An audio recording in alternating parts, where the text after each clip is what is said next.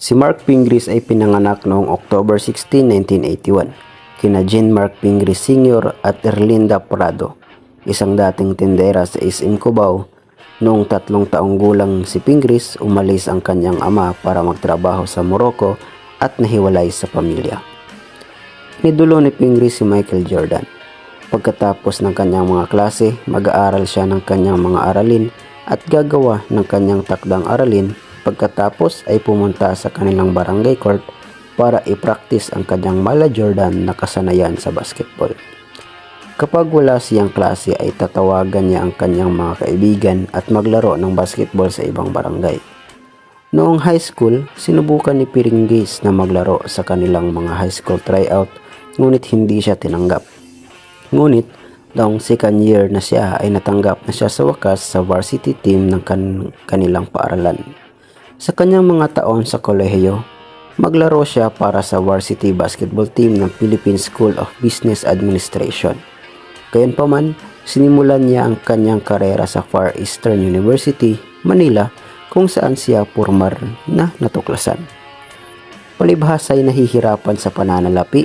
Minsan niyang sinabi sa kanyang panayam na kailangan niyang halos kumain ng mga natitira sa kanyang mga kasamahan sa kupunan dahil hindi niya kayang bumili ng pagkain, at ipinangako niya sa kanyang sarili na makakain siya ng masarap na pagkain balang araw.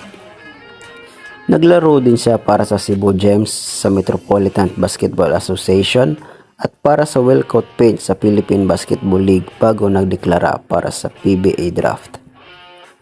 Noong 2004-2005, pinili si Pingris ng FedEx Express na may 3rd overall pick noong 2004 PBA draft.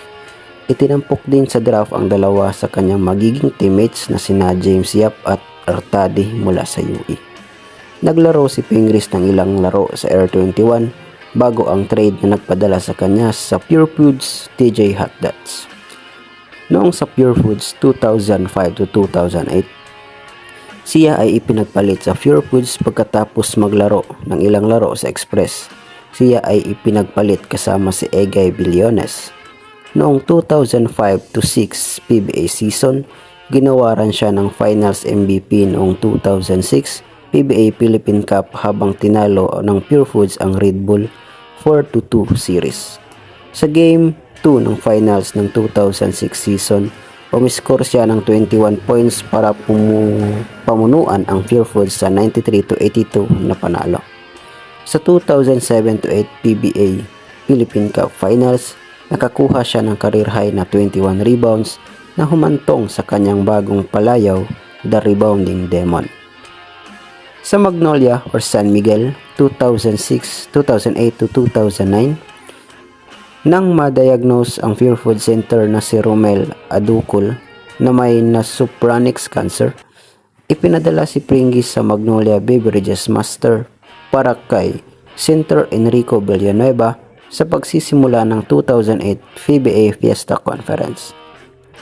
Magnolia hotshot sa PBA bubble noong 2020 season na na-set up noong huling bahagi ng 2020 dahil sa pandemya ng COVID-19, ngunit hindi naklaro para sa kupunan dahil sa isang injury. Ang kontrata ni Pingris sa kupunan ay nag-expire noong December 31, 2020, naging isang restricted free agent.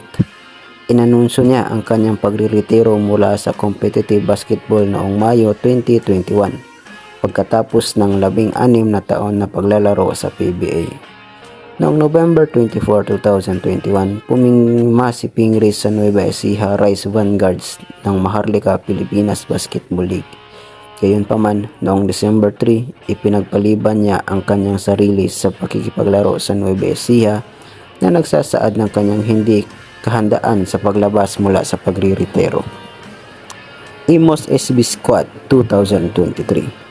Formal na lumabas si Pingris sa pagre-retiro matapos pumirma ng kontrata sa isa pang kupunan ng MPBL, ang Imos SB Squad.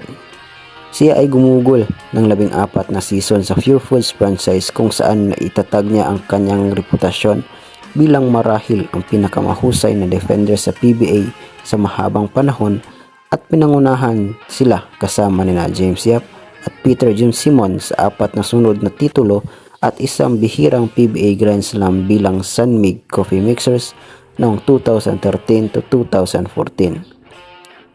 Ipinganak sa Puzo Rubio, Pangasinan, sinimulan ni Pingris ang kanyang karera sa PBA na napiling pangatlo sa pangkalahatan noong 2004 PBA draft ng FedEx at na-trade sa Pure Foods pagkatapos ng ilang laro.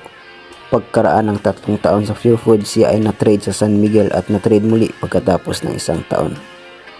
Kinatawan niya ang Pilipinas at nag-ambag ng malaki nang makuha nila ang pilak ng medalya sa 2013 FIBA Asian Championship na naghatid sa kanila sa 2014 FIBA World Cup. Sa kasalukuyan, siya ay nagsisilbing assistant coach para sa pambansang koponan ng Pilipinas.